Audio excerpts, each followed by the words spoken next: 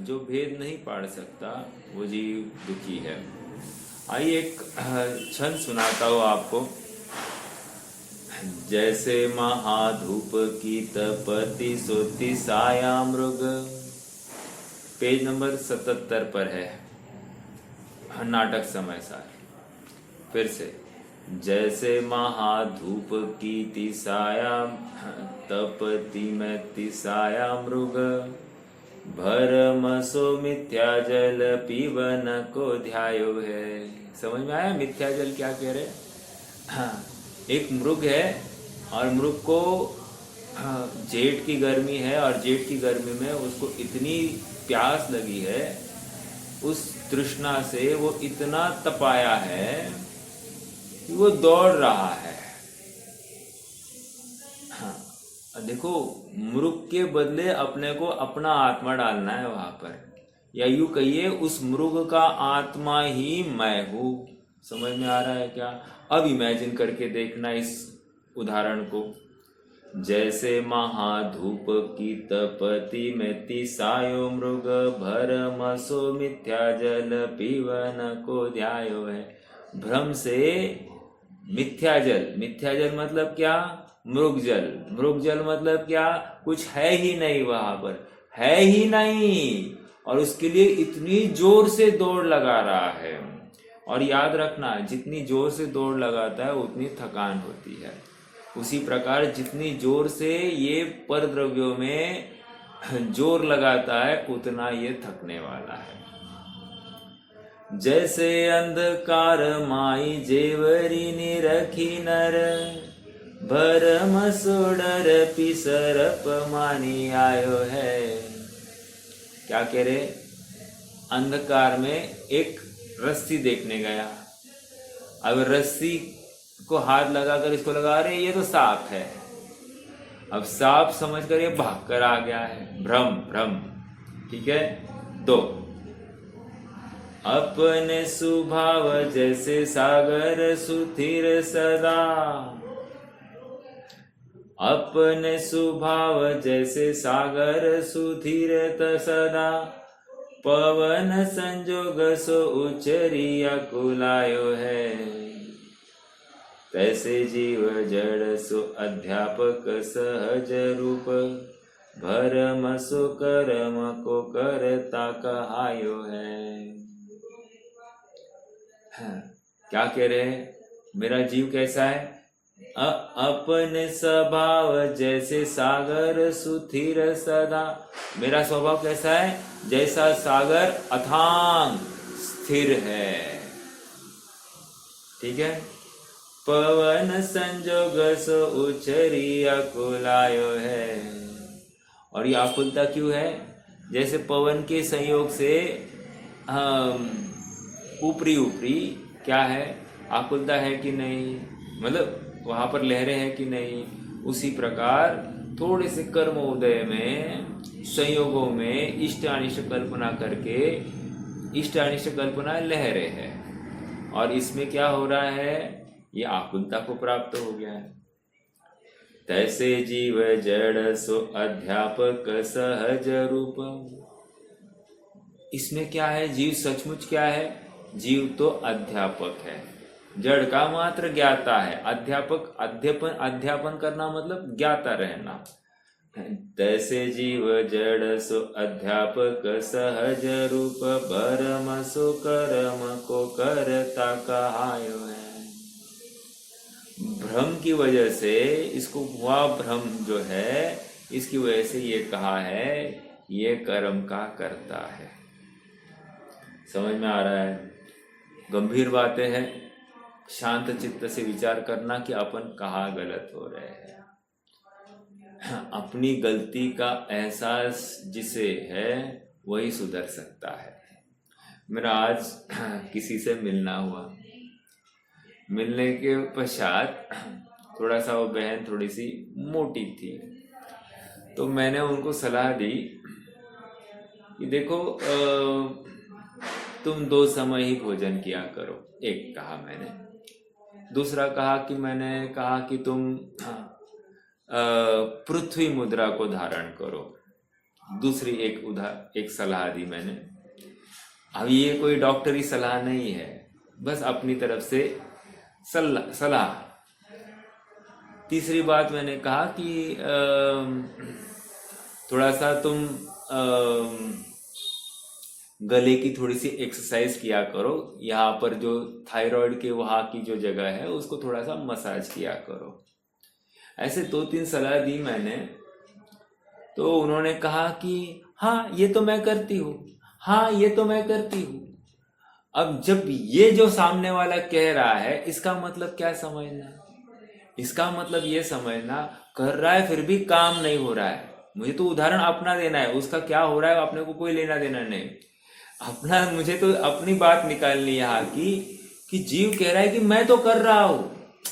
जैसे वो बहन कह रही थी कि मैं तो ये सब करती हूँ, हाँ ये तो सब मैं कर रही हूँ, मैंने अभी करना चालू, मैंने ये करना चालू किया, और कोई भी फर्क दिख नहीं रहा है। तो क्या समझा जाए? या तो तुम ठीक नहीं कर रहे हो, या तुम कर नहीं रहे हो। दो ही बातें हो सकती, या तो तुम कर नहीं रहे हो, या तो जब जो कुछ कर रहे हो वो ठीक नहीं कर रहे हो। करोगे और उसका यथार्थ फल नहीं मिले, ऐसा संभव नहीं है। समझ में आया? फिर से मुझे तो इतनी ही बात करनी है कि हम भी मोक्ष मार्गी होना चाहते हैं। हम स्वयं को कदाचित मान भी रहे हैं कि हम मोक्ष मार्ग में बैठे हैं, हम स्वयं को सुखार्थी मानते हैं, हम स्वयं को मुमुक्षु कहलवाते हैं। फिर हम मोक्षार्थी है कि नहीं, हम मोक्ष मार्ग में कितने आगे बढ़े, ये प्रश्न है स्वयं से। यदि प्रश्न आए और हम कहें नहीं थोड़ा सा तो हम आगे बढ़े हैं, तो हम थोड़ा सा आगे बढ़े मतलब क्या? मोक्ष मार्ग में है या नहीं, पहले तो ये नक्की करें।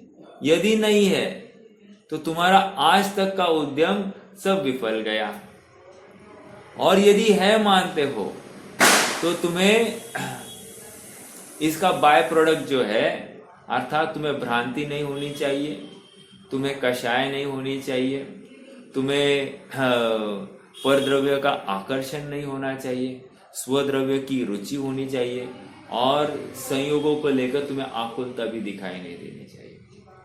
क्यों?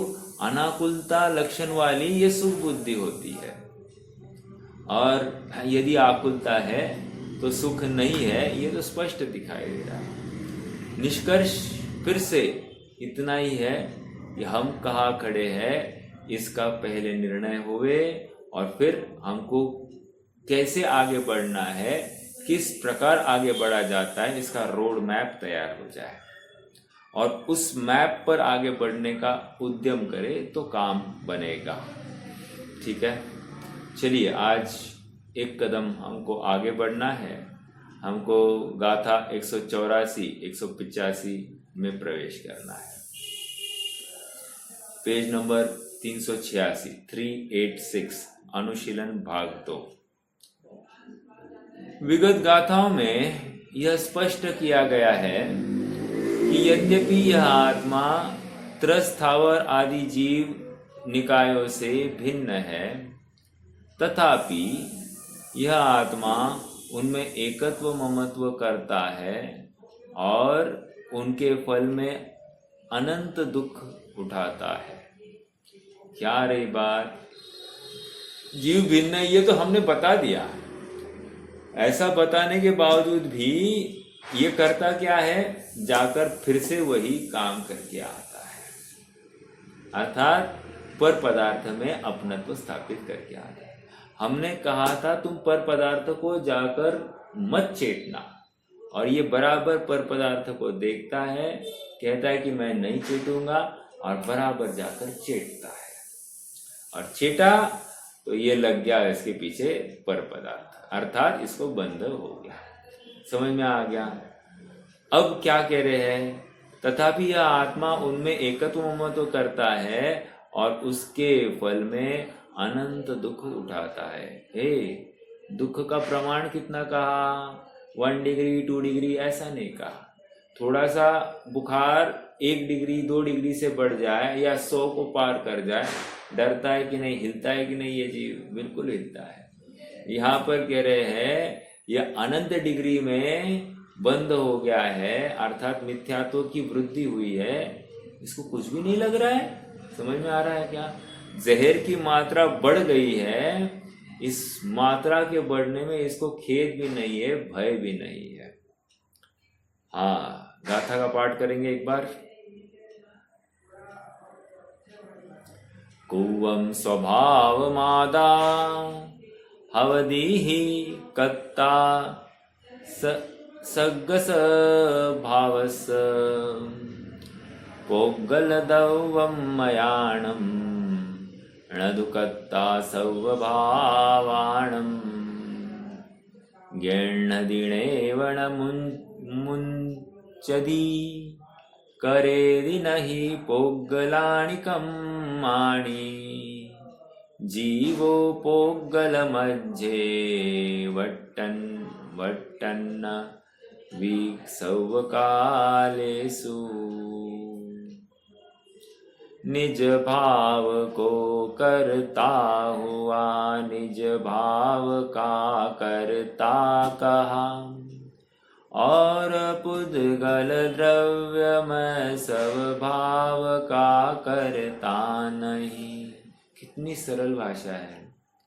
जीव मतलब वो प्राकृत गाथा भी कितनी सरल होगी, इसमें कुछ समझना है, समझाना है, इतनी बड़ी टीकाएं पढ़ने की आवश्यकता है क्या? आप सीधी गाथा पढ़ लो, आपका काम हो जाएगा। जीव पुद्गल मध्य रहते हुए पुद्गल कर्म को जिनवर कहे सब काल में नाग्रह छोड़े परिणमे। अगर समयसार की गाथा याद करनी है तो उसमें क्या कहेंगे? कम्मस्य परिणामम नो कम्मस्य तहेव परिणामम। क्या है वो? न करेमि एयमादा सम्मा इट्ठी हवदीणानि। अर्थात न करता हुआ मात्र जाननहारा रहता है कर्म के परिणाम का, और न कर्म के परिणाम का मात्र ज्ञाता रह जाए तो इसको क्या हो कहेंगे? हम उसको ज्ञानी कहेंगे। प्रश्न किया गया ये जीव ज्ञानी कब होगा?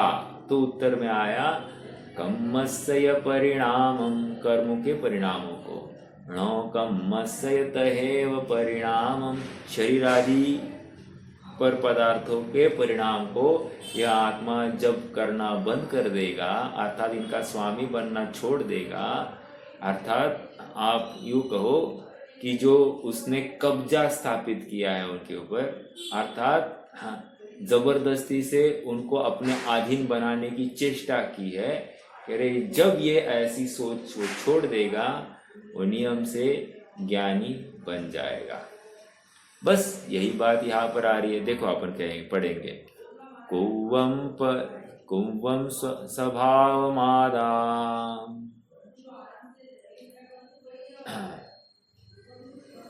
हवदीहि कत्ता सग्गस भावस। अपने भावों का कर्ता जीव स्वयं ही होता है। समझ में आया? अपने भावों का कर्ता कहाँ से लाया? एक मिनट। कुवम मत करता है, स्वभाव आदा अर्थात स्वभाव रूप परिणमन अगर आत्मा करता है तो क्या है? कर्ता सग्गस्य भावस, तो वो अपने आत्म परिणाम का, स्वभावगत परिणामों का कर्ता कहा जाता है। पोग्गल दौवम मयाणम दुकत्ता सौभावाणम, और पुद्गल द्रव्य में सर्वभावों का कर्ता नहीं होता। मतलब क्या? णदुकत्ता सर्वभावाणम, पुद्गल द्रव्य के सर्वभावों का, कुछ भावों का नहीं कह रहे, सर्वभावों का ये कर्ता नहीं होता। अब लगाओ कितनी ताकत लग रही है, आप मुझे बताना। आज भी अपन गंभीरता से विचार करें तो आज भी इस शरीर को अपना मानने के लिए अपन मतलब पराया मानने के लिए हम तैयार नहीं है। जब शरीर संबंधी भेद विज्ञान नहीं किया है तो मोह राग द्वेष संबंधी तो और आगे की बात है, समझ में आ रहा है। तो शरीर नौ कर्म संबंधी भेद नहीं पड़ रहा है तो कर्म तो बहुत दूर है और फिर भाव कर्म उसके आगे की चीज है। तो स्पष्टतया जो भिन्न है उसको भी भिन्न नहीं मान रहे हैं, कितना बड़ा अपराध है। हाँ, मतलब अभी भी फर्स्ट क्लास में बैठा है और कह रहा है कि मैं मुझे ग्रेजुएशन की पढ़ाई कराओ, तो कैसे होगा। फर्स्ट क्लास के ही ABCD मैथ्स नहीं आ रही है, वो ग्रेजुएशन की पढ़ाई कैसे पढ़ा पाएंगे। समझ में आ रहा है। गंभीरता से विचार करना। देखो तो 184 का हो गया, अब 185। गेण्हदीनेव मुंचदी, ग्रहण करता नहीं है। और साथ में क्या, एव और मुंचदी। मुंचदी मतलब मुक्त। मुंचन अर्थात विमोचन, उसका खोल देना, मतलब मुक्त। कैदी नहीं पोगलानी कम्माणी।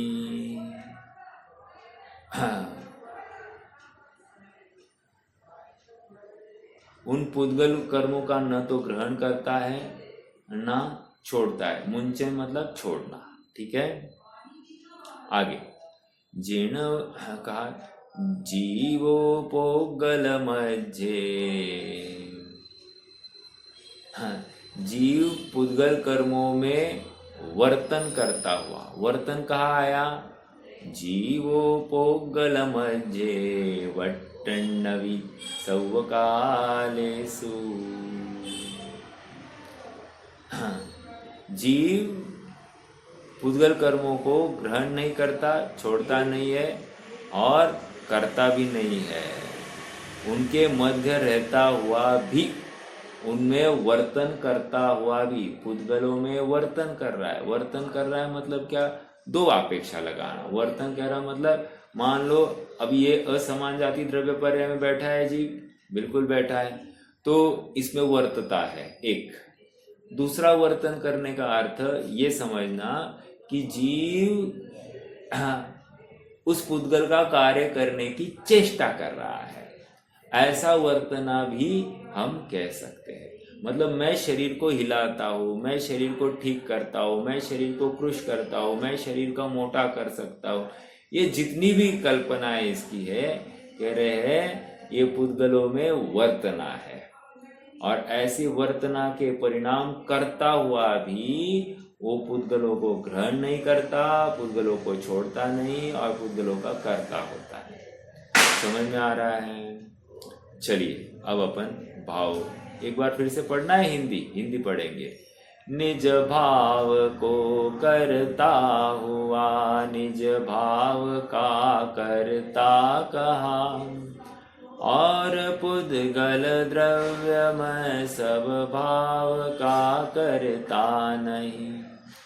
जीव पुद्गल मध्य रहते हुए पुद्गल कर्म को, जिनवर कहे सब काल में ना ग्रहे छोड़े परिणमे। देखो नीचे भाव पढ़िए। अपने भावों को करता हुआ यह आत्मा वस्तुतः अपने भाव का ही करता है। अपने भावों को करता हुआ वस्तुतः यह आत्मा अपने भावों का करता है। ठीक है। पुद्गल द्रव्यमय सर्व भावों का अकर्ता है। पुद्गलमय कौन से भाव है, स्पर्श रस गंध वर्ण, ठीक है। इन भावों का आत्मा करता नहीं। कैसे, जैसे सब्जी बनाई तो सब्जी में थोड़ी मिठास कम करना ज़्यादा करना, ये जीव ने नहीं किया, तो किसने किया, शक्कर का काम है वो, तो शक्कर ने ही मिठास कम ज़्यादा कर दी है। नमकीन पना लवण का कार्य है, अर्थात नमक का कार्य है। उसकी वजह से नमकीनपना हीनादिक हुआ है। तीखापन उस मिर्च का है, मिर्च की वजह से तीखापन हीनादिक पाया जा रहा है। कहने की बात इतनी है, जीव ने कुछ नहीं किया। ओके, अपने भाव का करता हुआ यह आत्मा वस्तुतः अपने भाव का ही करता है और पुद्गल द्रव्यमय सर्व भावों का करता नहीं है। पुद्गल के मध्य रहता हुआ भी यह जीव वस्तुतः सदा ही उन पौद्गलिक कर्मों को न तो ग्रहण करता है, न छोड़ता है, न करता ही है। तो हमारी जो चर्चा चलती है ये कर्मों का नाश करना है, तो इस बात से बिल्कुल नेगेशन आ रहा है, अर्थात मैं पुद्गल कर्मों का क्षय कर सकता नहीं। ये बात यहाँ पर आ रही है। ये परमार्थ कथन है। हाँ, अशुद्ध निश्चय से अपन ये कथन कहे कि जीव ने कर्मों का क्षय कर दिया। हाँ, या फिर अशुद्ध निश्चय ने कहने की अपेक्षा यहाँ पर दूसरे नय की अपेक्षा अपन कहे अनुपचरित असद्भुत व्यवहार नय, इससे अपन कह सकते हैं कि कर्मों का क्षय करता है। ठीक है, ग्रहण करता है, सब उसी नय से लगाना। आगे इन गाथाओं का भाव तत्व प्रदीपिका टीका में आचार्य अमृतचंद्र इस प्रकार स्पष्ट करते हैं। वस्तुतः कहकर क्या कहना चाहते हैं?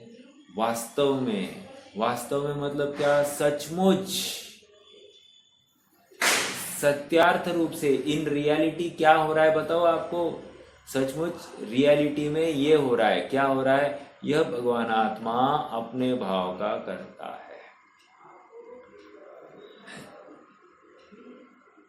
आत्मा अपने ज्ञान परिणामों का ही करता है। फिर से, वस्तुतः यह आत्मा अपने भावों का करता है। एक, क्यों है वो करता? क्योंकि वह भाव उसका स्वधर्म है। हाँ, उसका स्वधर्म है, इसलिए वो अपने भावों का कर रहा है। यदि वो अपना धर्म नहीं होता तो उन परिणामों को नहीं कर सकता। मतलब काला होना, गोरा होना, पीला होना, जो कुछ है, ये आत्मा का धर्म नहीं है, इसलिए आत्मा इस शरीर का कर्ता नहीं हो रहा है। समझ में आ रहा है क्या? इतना सरल तर्क दिया जा रहा है। मतलब शरीर में क्षति हो गई, शरीर में वृद्धि हो गई, शरीर का नाश हो रहा है, इसमें क्या हो रहा है? मेरा कुछ भी नहीं हो रहा है, शरीर का मैं ज्ञाता मात्र पदार्थ हूँ। ठीक है।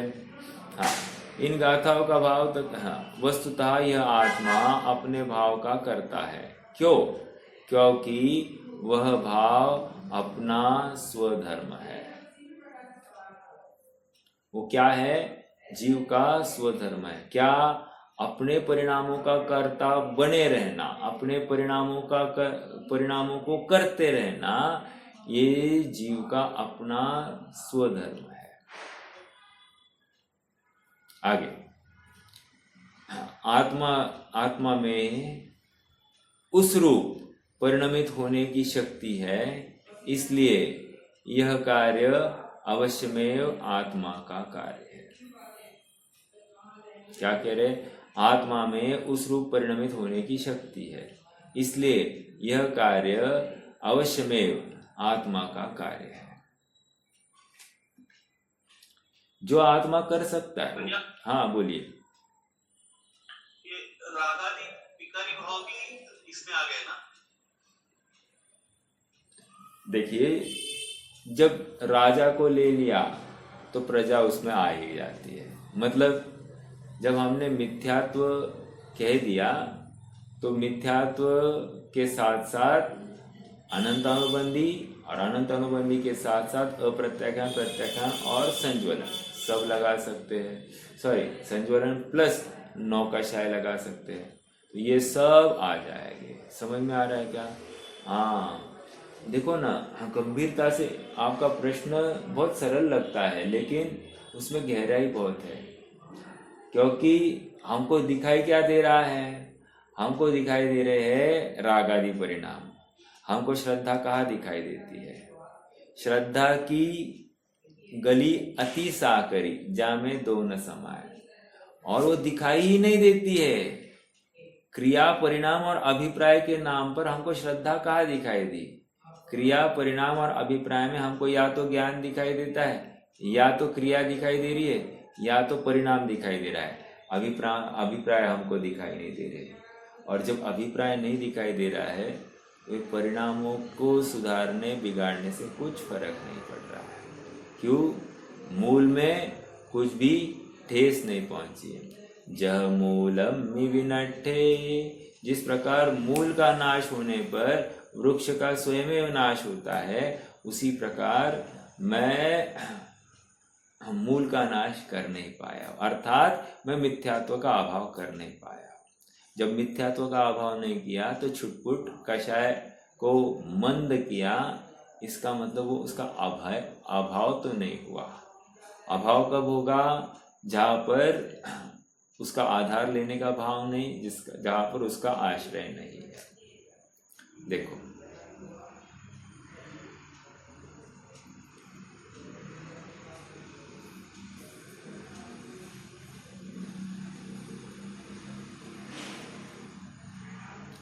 वस्तुतः यह भगवान आत्मा, लास्ट पैराग्राफ यहाँ का, आत्मा अपने भाव का करता है क्योंकि वह भाव उसका स्वधर्म है। आत्मा में उस रूप परिणमित होने की शक्ति है। 2, इसलिए वह कार्य अवश्य में आत्मा का कार्य है। एक तो वो शक्ति है परिणमित होने की उस भाव रूप, इसलिए यह कार्य अवश्य में आत्मा का ही कार्य है। अर्थात आत्मा के अलावा अन्य कोई भी ऐसा जाननपना स्थापित नहीं कर सकता। जाननपना एकमात्र आत्मा ही कर सकता है। आगे, इस प्रकार यह आत्मा, पेज नंबर 387, इस प्रकार यह आत्मा अपने भाव को स्वतंत्रतया करता हुआ उस भाव का करता है, और आत्मा के द्वारा किया गया यह अपना भाव आत्मा के द्वारा प्राप्त होने से अवश्य ही आत्मा का कार्य है। इस प्रकार अपना परिणाम आत्मा का कर्म है। क्या कह रहे हैं? फिर से, आत्मा अपना कार्य स्वतंत्रता से कर रहा है, अर्थात इसको जानने में, इसको सुखी होने में, इसको अपना कोई भी कार्य करने में, पुरुषार्थ करने में अन्य किसी कर्म का हस्तक्षेप नहीं है, दखलंदाजी नहीं है। कितनी बड़ी बात है, आप विचार तो करो। ठीक है, हाँ, ये सारा वस्तु स्वरूप कितना स्वतंत्र बना रहा है हमको, हमारा भार उतार रहा है। हाँ, मेरा एक प्रश्न है, 2 वेइंग मशीन से, एक वेइंग मशीन पर एक अंधा बैठा है और वो बराबर आते जाते ग्राहकों को उठाता है, अर्थात रोकता है और उनको कहता है कि भाई वजन करो और देख लो अपना वजन। और दूसरा वो वेइंग मशीन ही है जहाँ पर वजन स्वयं में सिक्का डालो और वजन हो सकता है। दूसरा क्या कहा था? दूसरा वाला था जहाँ पर अंधा बैठा है और वो वजन करने की प्रेरणा कर रहा है। हाँ, अब कौन से मालिक को, अर्थात दोनों एक ही मालिक के हैं, तो मालिक दोनों में से फायदा कहाँ से अपेक्षित करे? कह रहे कदाचित वो लड़का वो इतनी प्रेरणा कर रहा है उसके तरफ से, नहीं ना, वो उसकी तरफ से नहीं हो रहा है फायदा, तो जो मशीन है मशीन की तरफ से हो रहा है। कारण क्या है? उसमें बेईमानी के अवसर है और यहाँ पर बेईमानी का कोई अवसर नहीं है। अरे इतना ही नहीं, आप सबने देखा होगा मशीन खराब हो जाती है तो वो कॉइन तो ले लेती है, और उसने मान लो टिकट नहीं दिया अर्थात वजन नहीं दिया, तो पैसा तो चला जाता है। समझ में आ रहा है? देखो,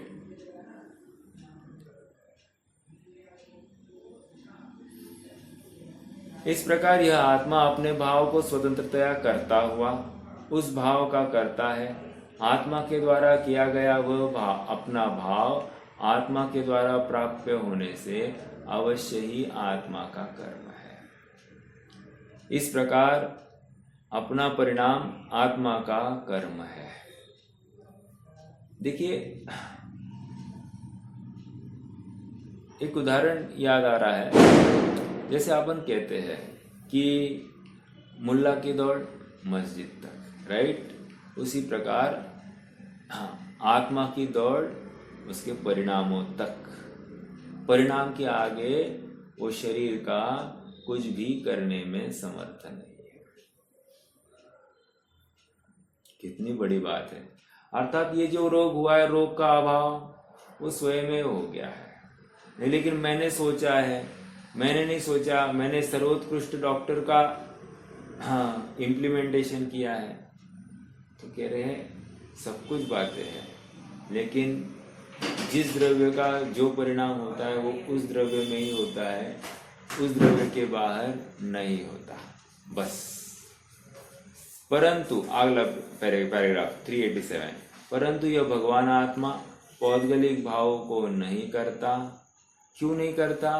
क्योंकि वे पर के धर्म है, इसलिए आत्मा में उस रूप होने की शक्ति न होने से वे आत्मा के कर्म नहीं है। कर्म नहीं है मतलब कार्य नहीं है, मतलब ये पौद्गलिक कर्म आत्मा का कार्य नहीं है। ये यहाँ पर ला रहे, परम अध्यात्म लगा रहे हैं। समझ में आ रहा है क्या? इस प्रकार यह आत्मा उन पौद्गलिक भावों का न करता हुआ उसका न करता हुआ उसका कर्ता नहीं होता। दो कर्ता करता है, एक करने का कर्ता होता है डूअर, और एक वो नाउन। एक है वर्ब कर्ता और एक है नाउन, उसका कर्ता नहीं होता। पौद्गलिक भाव आत्मा के द्वारा न किए जाने से आत्मा के कर्म नहीं है। मतलब पौद्गलिक बंध का भी आत्मा करता नहीं, और नॉन पौद्गलिक बंध का भी आत्मा करता है। समझ में आ रहा है?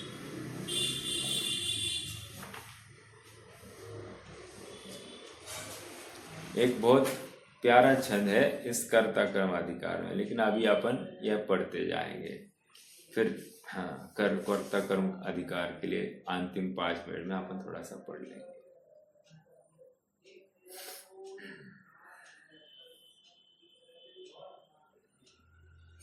वस्तुतः बात यह है कि पुद्गल परिणाम आत्मा का कर्म नहीं है, क्योंकि जिस प्रकार अग्नि लोहे के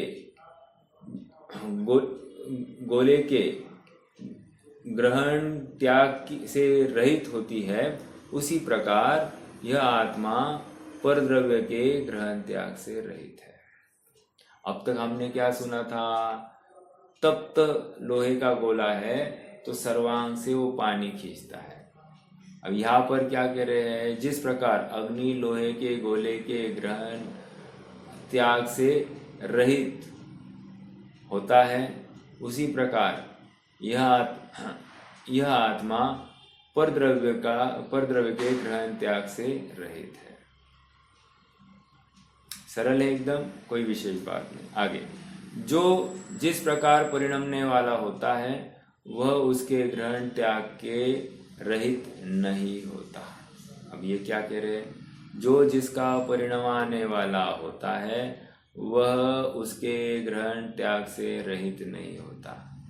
मतलब उसका निरंतर अपने में ग्रहण करना, अपने में उसका अपना उपयोग वहाँ पर ले जाना और अटक जाना। समझ में आ रहा है क्या? एक मुनिराज के विशेषण में अपने उपयोग को अधिक भ्रमाते नहीं, ऐसा आया है। अब मैंने इस सिलसिले में क्यों लिया उस विषय को, इसलिए इतना ही लेने का कारण है कि वे अपने उपयोग को अगर ज़्यादा भ्रमाते नहीं है तो मुझे ये देखकर क्या करना, मुझे भी अपने उपयोग को ज़्यादा भ्रमाना नहीं है।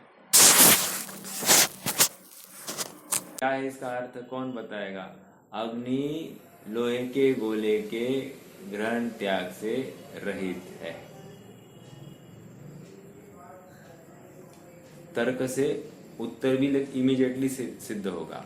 जिस प्रकार आत्मा पर द्रव्य का कर्ता या उनका ग्रहण त्याग नहीं कर सकता, उसी प्रकार वो किस प्रकार, जिस प्रकार अग्नि लोहे का ग्रहण त्याग नहीं करता।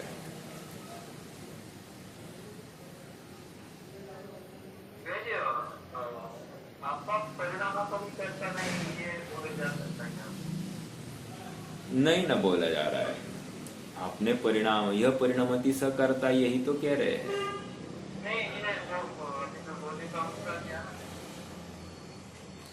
देखो,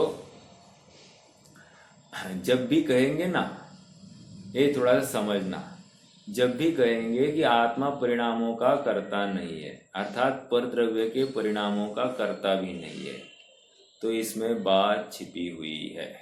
यहाँ पर स्वरूप को ध्याता हुआ आत्मा दिखाना है या स्वरूप को ध्याने की प्रेरणा करानी है, इसलिए मैं इन परिणामों को कर सकता नहीं, ये बताया जाएगा। और वो किसको दिखाया जा रहा है? वो शुद्ध आत्मा जिसको अपनी गलती का एहसास हुआ है, उसको बताया जाएगा कि ये इस प्रकार परिणामों का कर्ता बनता है। बट इसका मतलब वो सर्वथा बनता नहीं है, ऐसा नहीं है। परिणाम तो आत्मा ही कर रहा है, विकार भी कहो तो आत्मा ही कर रहा है, और अविकारी भी वो आत्मा ही है।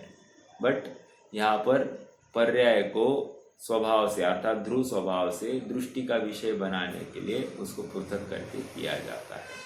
तो परिणामों का कर्ता नहीं है ये कहने के पीछे तर्क है, और तर्क अगर हमारे ज्ञान में है तो कोई विरोध नहीं है। जैसे आत्मा अकर्ता है, ऐसा ही कथन आया ना, तो अकर्ता है ये कथन कहकर क्या कहना चाहते हैं? ये 8वें नय का विषय त्रिकाली ध्रुव की बात चल, सॉरी परम शुद्ध निश्चय नय वाला आत्मा की बात चली, या दृष्टि के विषय वाले आत्मा की बात चल रही, तो उसमें पर्याय है ही नहीं, वो पर्याय रूप होता ही नहीं। पर्याय को मतलब आत्मा यदि परिणाम करे तो वो सुख को भी प्राप्त होगा या दुख को भी प्राप्त होगा। समझ में आ रहा है क्या? तो दुख को प्राप्त होता नहीं, यही तो दिखाना है त्रिकाली ध्रुव, इसलिए वो अकर्ता है ऐसा कहा जाता है। तो परिणाम करता ही नहीं है ये कहा जाएगा अकर्ता कहकर, जबकि आत्मा परिणामी है। तो आप एक ही बताओ, परिणामी या अपरिणामी? तो हम कह रहे हैं परिणमता हुआ भी अपरिणामी और अपरिणामी रहता हुआ भी परिणामी। समझ में आ रहा है? इससे हमने और एक बात निकाली, केवली भगवान लोकालोक को जानते हुए भी प्रभावित नहीं होते और अप्रभावित रहकर लोकालोक को जानते हैं। समझ में आ रहा है क्या? हाँ, और एक बात, केवली भगवान या अपना भगवान आत्मा इतनी सामर्थ्य रखता है कि वो सबकी खबर रख सकता है, लेकिन अपना भगवान आत्मा इस जाति का नहीं है कि किसी की खबर ले सकता है। समझ में? खबर लेना मतलब क्या? किसी का अच्छा बुरा या डांट फटकार लगाना, ऐसा उसका स्वभाव ही नहीं। तो ये मुनिराज डांट रहे हैं, टीचर डांट रहे हैं, या फिर हमको और कोई डांट रहा है, तो उनके डांट से फिर अपने को भय भी होता है, तो डांटता हुआ आत्मा है ना। देखो, जब हम तुम्हें शुद्ध आत्मा दिखाने की कोशिश करते हैं, तुम अशुद्ध आत्मा देख बैठते हो, और जब अशुद्ध आत्मा है ये दिखाने बैठते हैं तो तुम शुद्ध आत्मा का निर्णय कराने लगते हो। तो तुम्हारी भ्रांति क्या है मालूम, तुम्हारी गलती क्या है मालूम है? तुम्हारा प्रॉब्लम जो है उसको तुम सॉल्व नहीं कर रहे हो, और जो प्रॉब्लम नहीं है उसको सॉल्व करने की चेष्टा कर रहे हो, और तुम्हारा 3 काल में फिर सुखी होना संभव नहीं है। ठीक है, तो अपरिणामी का अर्थ अगर आत्मा को कहना है तो 8वें नय का विषय वाला अपरिणामी, और यदि परिणाम है यह कहना है तो अशुद्ध निश्चय से, एकदेश शुद्ध निश्चय से या साक्षात शुद्ध निश्चय से, इन अपेक्षा से आत्मा परिणामी है ये भी कहा जाएगा। और एक बात बताऊं आपको, शुद्ध पर्याय को तो आत्मा करता है, लेकिन अशुद्ध पर्याय का करता आत्मा नहीं, ऐसा भी कथन किया जाएगा। हाँ, हालांकि शुद्ध पर्याय के साथ में भी तादात्म्य हुआ है जी, और अशुद्ध पर्याय के साथ में भी तादात्म्य हुआ है जी, लेकिन अशुद्ध पर्याय को रूप परिणमित ही नहीं होता, ये कहने का कारण इतना ही है कि वो स्वभाव नहीं है ना, तो उसकी बहुत चर्चा नहीं कर सकते। जो स्वभाव रूप हुआ है उसकी चर्चा भी कर सकते। ठीक है,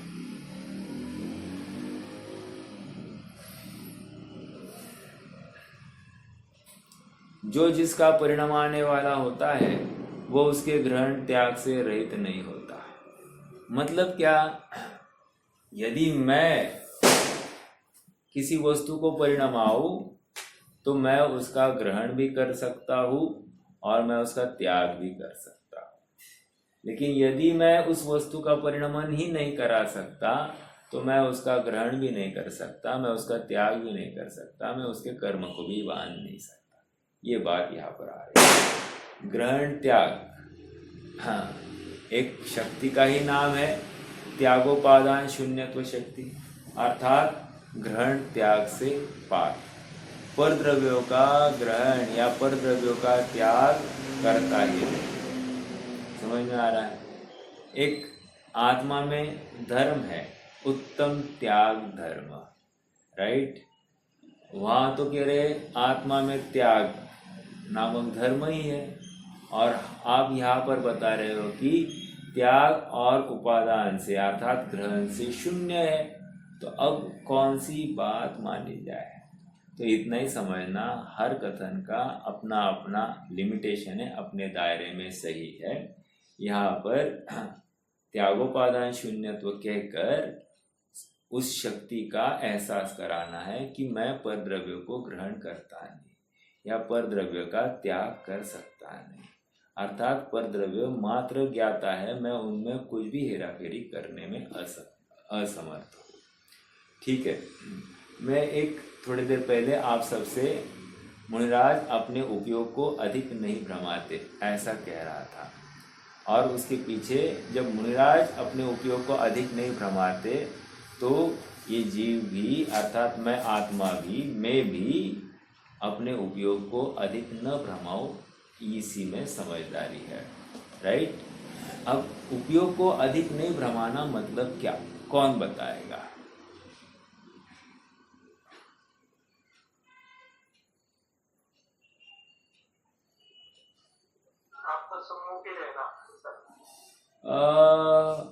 नहीं, एक्चुअली यहाँ अपेक्षा ये है कि छठे गुणस्थानवर्ती जीव की अपेक्षा ये कथन कर रहे हैं, या 7वें गुणस्थान वाले की अपेक्षा कथन ही नहीं कर रहे हैं। छठे गुणस्थान वाला जीव है और वो अपने उपयोग को अधिक नहीं भ्रमाता, ये समझाना है।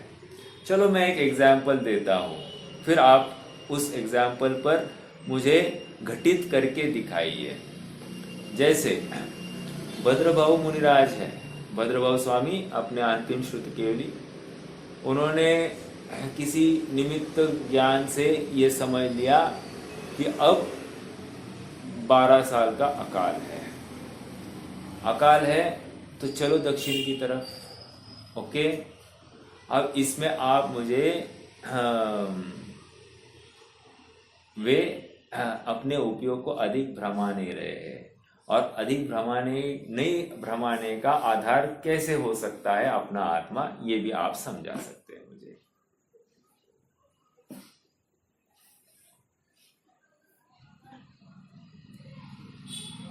बाह्य प्रतिकूलता होगी तो परिणाम स्थिर नहीं होंगे, तो उपयोग अपने आत्मा की तरफ नहीं जाएगा, इस प्रकार की स्थिति है। नहीं, अपने उपयोग को नहीं भ्रमाना। अभी इन्होंने जाना तो पूरे संघ को कह दिया चलो दक्षिण की तरफ, उत्तर में बैठे हैं, अब बोले चलो दक्षिण की तरफ, अब इतना बोल दिया।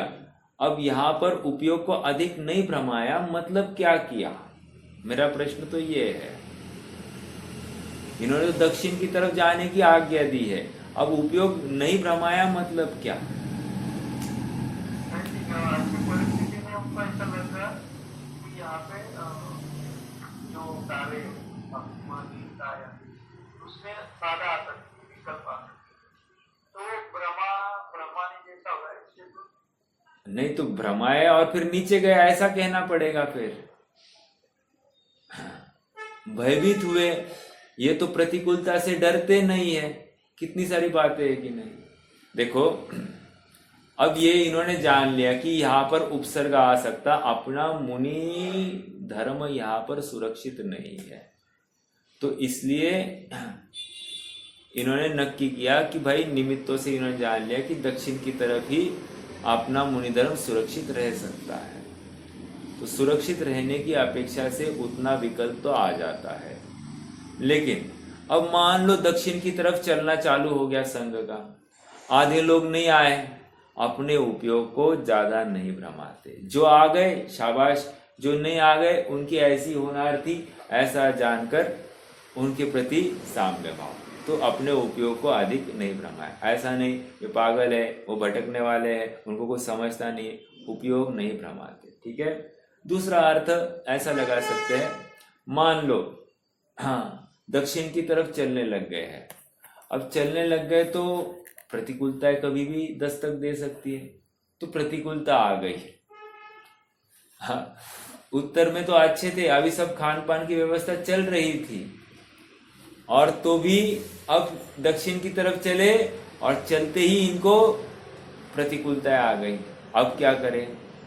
अरे वहां पर अच्छे थे, ऐसा नहीं कहेंगे, अपने उपयोग को अधिक नहीं भ्रमाते। समझ में आ रहा है?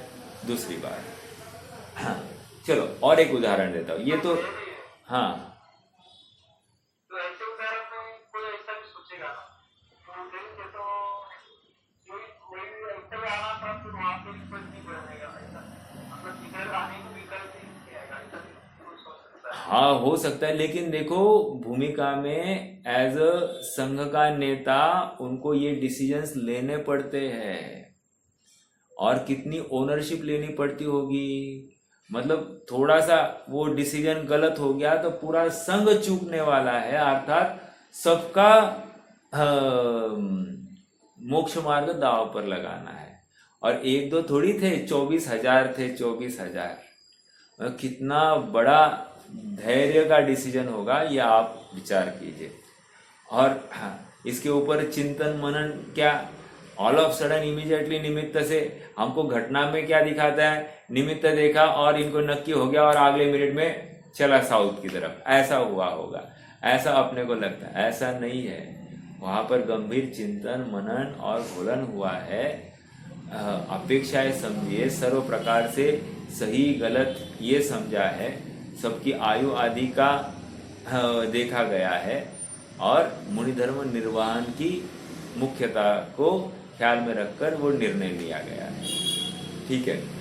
देखो और एक बात, अपने उपयोग को अधिक नहीं भ्रमाते। मैं इतनी बात क्यों कर रहा हूँ, मतलब अपन पर पदार्थ में कितने आसक्त हो जाए इसका निर्णय करना है मुझे।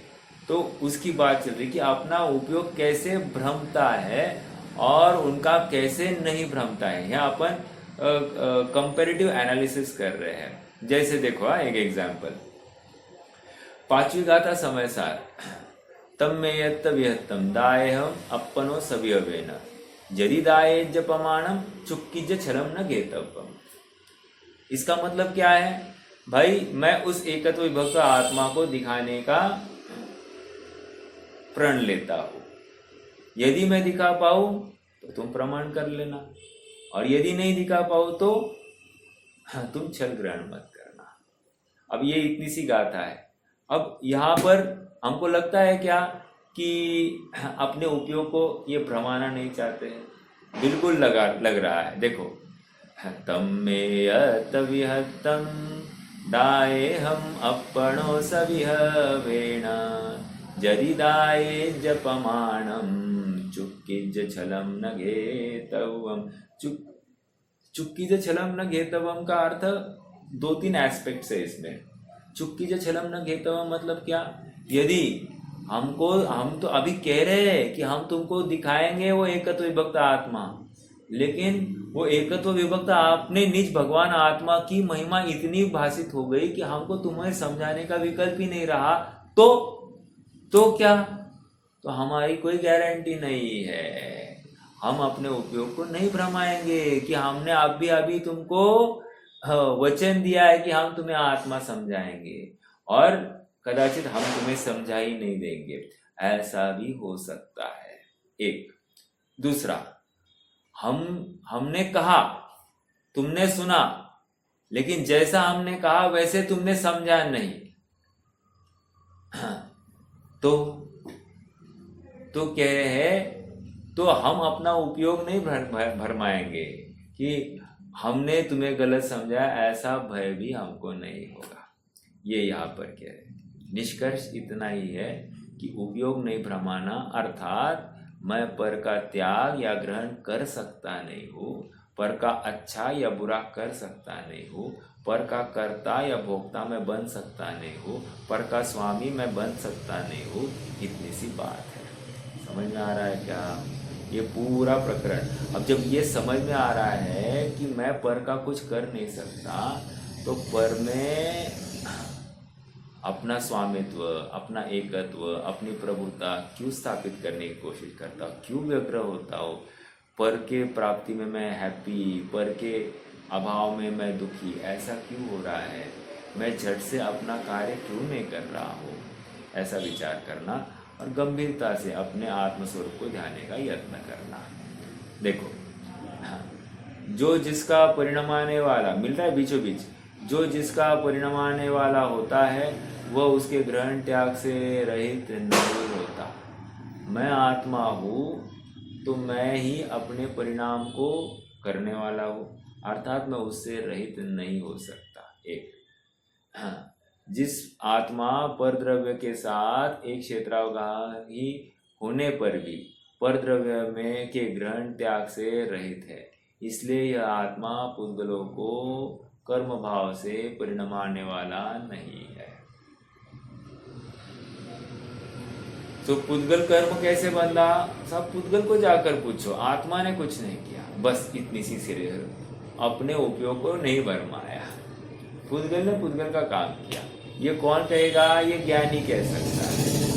अज्ञानी कहे तो महाअज्ञानी बनेगा, अर्थात तीव्र मिथ्यात्व छिपा है। लेकिन ज्ञानी जब कह रहा है, वो जान रहा है कि शुभ भाव हे है, शुभ भाव बंध का कारण है, शुभ भाव संसार का कारण है।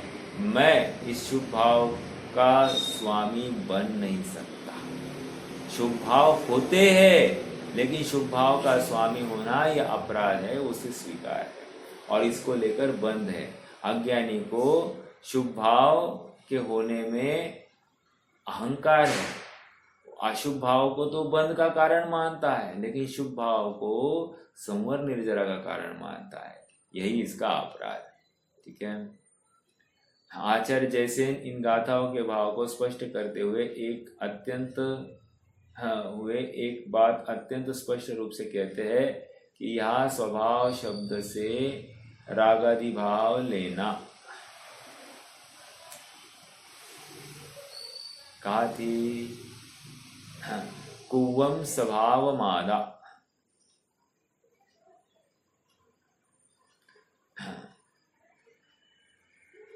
अवधि ही कत्ता सग्गस भावस, अर्थात अपने रागादि भाव का कर्ता कहा गया भाई। हाँ, स्पष्ट कहते हैं कि स्वभाव शब्द का अर्थ रागादि भाव लेना। वे लिखते हैं, यद्यपि शुद्ध निश्चय से शुद्ध बुद्ध एक स्वभाव ही कहा गया है। शुद्ध निश्चय से शुद्ध बुद्ध एक स्वभाव कहा गया, 8वें नय का विषय। तथापि कर्म बंध के प्रसंग में अशुद्ध निश्चय से राग आदि परिणाम भी स्वभाव कहलाते। कितनी बड़ी बात है यहाँ पर राग आदि परिणाम भी स्वभाव है, ऐसा क्यों कह रहे हैं? अशुद्ध निश्चय से। अशुद्ध निश्चय से क्यों कह रहे हैं? जीव का परिणाम है कि नहीं है? बिल्कुल है। ऐसा होते हुए भी आदर करने योग्य नहीं है, हाँ, आश्रय करने योग्य नहीं है, विकारी है, स्वभाव से विपरीत है, इसलिए उसको यद्यपि त्रिकाल स्वभाव से, ध्रुव स्वभाव से विपरीत है, इसलिए इसको यद्यपि ये स्वभाव है लेकिन अपना नहीं है। अशुद्ध निश्चय से कहा स्वभाव है फिर अपना नहीं है, ये क्यों कह रहे हैं? क्योंकि इसका परिचय किसको देकर कुछ अपने को लाभ हो जाए, ऐसा नहीं है। समझ में आ रहा है? ठीक है। यही, हाँ बोलिए बोलिए।